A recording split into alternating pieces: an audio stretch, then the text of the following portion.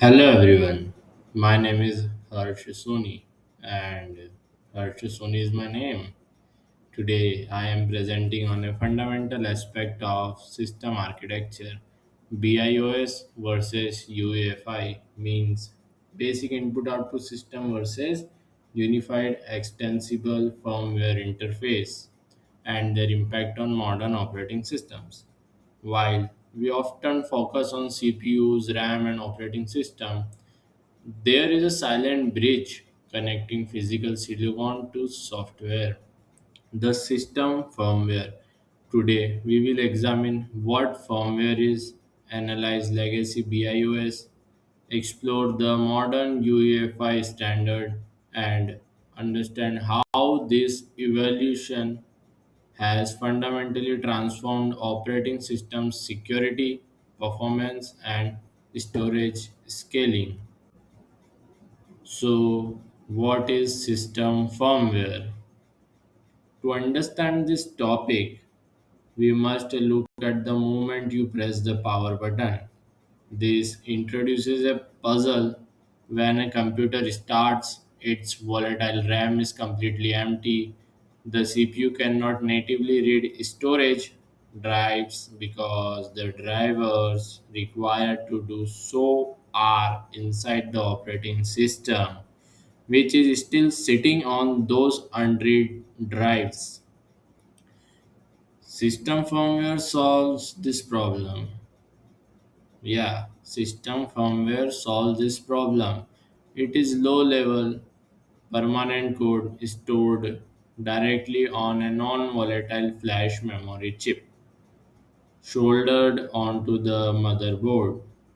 It initializes critical hardware, runs diagnostics, and directs the CPU to the operating system bootloader.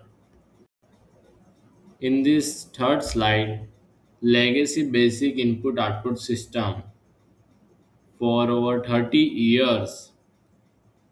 Can you imagine? For over 30 years, the industry standard for firmware was BIOS, the basic input output system, developed in 1975 for early IBM PCs. BIOS was built for simple hardware environment. Its primary job was running the power on self test, means post, to verify basic hardware components like the keyboard, system clock, and memory. Once the post succeeded, it scanned storage drive to locate the OS using basic.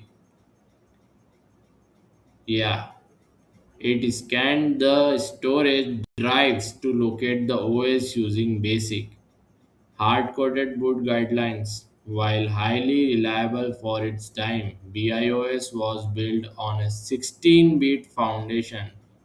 BIOS was built on 16-bit foundation, remember this, that eventually became a severe bottleneck. Here we will going to see the technical bottlenecks of BIOS. As hardware evolved, the limitations of BIOS become highly restrictive. Yeah, it is going to be happen when we evolve something has their limitation, so it becomes restrictive. First, BIOS executes strictly in 16-bit real addressing mode. This forces modern 64-bit multi-core processor to operate as basic 16-bit chip during startup.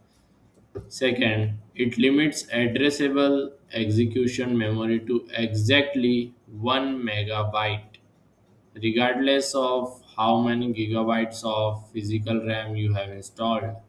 Finally, because BIOS run in single-threaded mode, it must check hardware sequentially. This slow serial queue creates significant boot delays on modern systems. So this thing creates delays in the modernized world of these systems. So now we are going to see this the mother boot record scheme. To load an operating system, legacy BIOS relies on the mother boot record or MBR partition scheme. MBR is located on sector 0 of the boot drive and is exactly 512 bytes in size, means 512 bytes in size. These 512 bytes are divided into three parts. Let's look at those three parts in which this is divided. The division is not exactly in the same bits, but we are going to see what is the division actually look like. Let's see. The bootstrap code 446 bytes.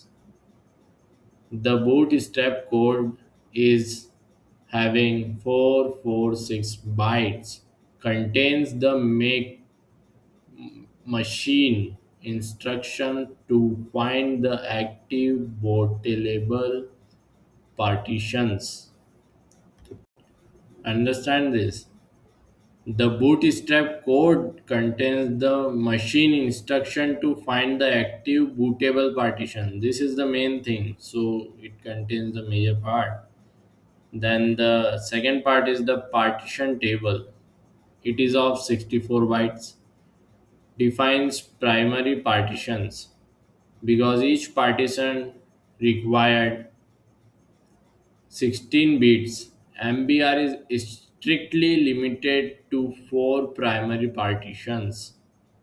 The boot signature then comes the boot signature 2 bytes ends with the value 0x55AA, which tells the firmware that the sector is valid. This thing tells the firmware that the sector is valid, then the thing is going to be proceeded otherwise. Now we will going to see this the mathematical 2.2 TB barrier. MBR's greatest limitation is the 2.2 terabyte partition barrier, which is a mathematical constraint. MBR uses 32-bit registers to store logical block addresses LBA representing the sector on a drive. LBA is the short form of logical block addresses. I am telling you so you can write or remember using this short form what LBA means. Now we will continue to the topic. 2 raised to the power of 32 allows for approximately 4.29 billion sector addresses. That's a huge number, but not in terms of computer or whatever. When we multiply this sector by the standard sector size of 512 bytes, we get a maximum storage capacity of exactly 2.19 terabytes. Consequently, any storage past 2.2 TB is completely invisible to the legacy BIOS using MBR. Now we will going to see in next slide step by step BIOS boot sequence. So let's see. So here is the step by step basic input output system boot sequence. So let's trace the sequential legacy boot flow. First, power on sends electricity to the CPU, which executes a reset vector pointing to the BIOS entry point. Second, the post check runs sequential hardware diagnostics. Third, the BIOS scan bootable devices that based on the prioritized CMOS list. Then the fourth thing which is going to be done is once it finds the 0x55A boot signature, It loads the MBR bootstrap code into RAM and hands over system control to start the operating system. We have seen this 0x55AA, and it tells the firmware that the sector is valid. You remember we have saw this in the fifth slide. So this again comes here in OS hard handover. Now let's we should move towards the UEFI, Unified Extensible Firmware Interface. So this is the transition, the modern UEFI standard. As modern systems moved to multi-core processors, high-speed SSDs, and massive storage drives, the limits of BIOS become a critical bottleneck. To resolve this, an industry coalition developed the Unified Extensible Firmware Interface, or UEFI, we call it in short. Let's look at how UEFI redesigned firmware architecture for modern operating system. What is modern UEFI? UEFI is not just a setup utility, it functions like a lightweight independent operating system running underneath your actual OS, written in modular C instead of low level assembly.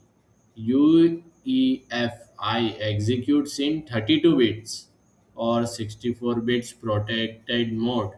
By utilizing 64 mode, means 64-bit mode, it directly addresses large memory pools before the OS is loaded.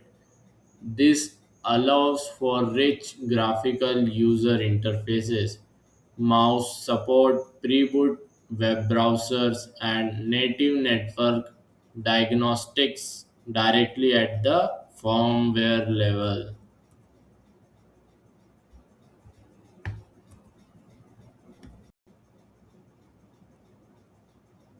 Now we are going to see the anatomy of GUID partition table to support large storage volumes and replace the vulnerable MBR layout. UEFI introduced the GUID partition table, or GPT. GPT features structural redundancy by writing partition headers at both the beginning and the absolute end of the disk.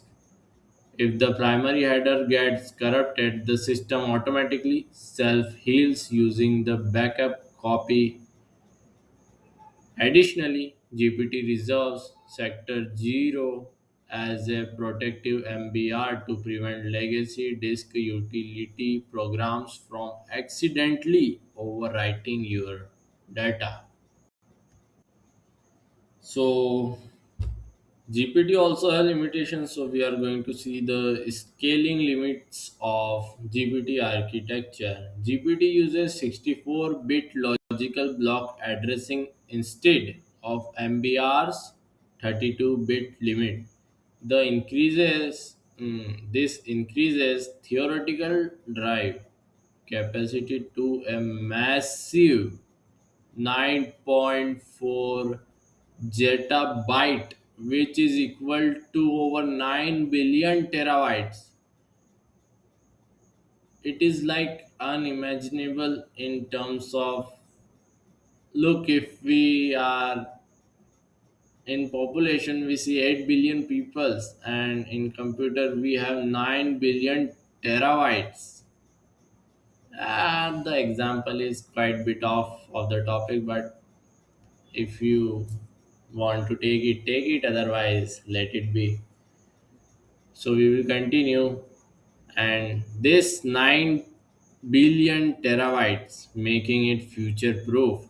GPT also native supports up to 128 primary partitions, completely eliminating the need for complex nested legacy extended partition configurations. Now we will going to see the multi-phase UEFI boot sequence. So here we go. Now see this. UEFI replaces the old sequential post with a highly structured parallel multi-phase boot process. The first one is the SEC or security phase runs pre-RAM code to authenticate the firmware. Second, the PEI phase configures basic chipset settings and system RAM. The third is the DXE. The pronunciation is bit of Dex and Dix, but we call it DXE phase. It loads modular drivers like PCIe, USB, and network adapters in parallel, dramatically accelerating hardware setup. The fourth thing is the fourth point, the BDS phase. It reads variable in NVRAM to locate the boot device and hands control over to the OS. Now we are seeing the secure boot cryptographic trust. Legacy BIOS blindly executed any code in zero sector, or we can say sector 0, leaving system highly vulnerable to root kites and boot kites that load before antivirus software. UEFI solves this with secure boot. Secure boot uses public key cryptography to check the digital signatures of bootloaders and drivers against keys stored in the motherboard. If any file has been modified or tampered with, UEFI halts system startup, stopping boot level malware in its tracks. Okay, so we will continue to the next slide in which we are going to see the system performance and initialization. UEFI also drastically improve system performance and speed, but initializing hardware drivers in parallel over high speed PCIe lanes, UEFI communicates natively with NVMe SSDs right away. Additionally, modern operating system kernels directly access memory tables loaded in UEFI RAM space. Remember this, that modern operating system kernels directly access memory tables loaded in UEFI RAM space, completely bypassing legacy software interrupts. This is why modern PCs boot and wake from sleep states in just seconds. Now, firmware comparison matrix. To quickly summarize the architectural differences, let's look at the comparison table. BIOS relies on 16-bit processing, caps storage at 2.2 terabytes, restricts drives to 4 primary partitions, and lack early stage cryptographic check. UEFI, on the other hand, operates in 64-bit protected mode, scales to 9.4 zettabytes, supports 128 native partitions. See the difference, and secure the entire system via cryptographic secure boot validation. So, how does these things impact on the modern operating system? This evolution has had a direct impact on the modern operating system. Direct impact. First, UEFI is now a hard requirement Windows 11, for example, strictly mandates native 64-bit UEFI and secure boot. Second, modern operating system communicates directly with UEFI through non-volatile RAM variables, allowing you to change firmware settings directly from your desktop. Third, UEFI's built-in network states allow IT administrators to deploy and repair operating system across massive network easily. Yeah. Now we are going to see the deprecation of CSM. During the transition years, motherboards included a feature called the Compatibility Support Module, or CSM in short, which emulated old BIOS behaviors for older operating systems and MBR drives. However, keeping legacy 16-bit emulation code active created security vulnerabilities and system startup. Slowed down the system startup. Remember this. It will help you. Because of this, motherboard manufacturers have officially deprecated CSM, moving exclusively to native UEFI platforms. So, this is the thing that every hardware making people move toward exclusively to native UEFI platform. मतलब mainly they choose the UEFI. Now we are going to end this session because we are at the end of the transition also. So now I'm concluding. In conclusion, the shift from BIOS to UEFI was a necessary architectural leap. BIOS paved the way for early personal computers, but UEFI provides the speed, scalability, and security required to power today's advanced hardware. Okay, UEFI does this. Unified Extensible Firmware Interface provides the speed, scalability, and security required to power today's advanced hardware. So, who's the winner? UEFI. But BIO is also a winner because it provides service to all over the world for 30 years. Remember that. So, thank you for your time. I am happy to take any questions you have regarding system firmware or operating system development. If you want, you can ask. If you don't want, you can search. If you are interested, you can learn. If you are not, you can choose another topic. But progress is in learning, so never stop learning. See you soon. Bye bye. This is Harsh Soni signing out from this. Maybe we will meet in some other way or any other video. Bye bye. See you soon. Good luck for your future.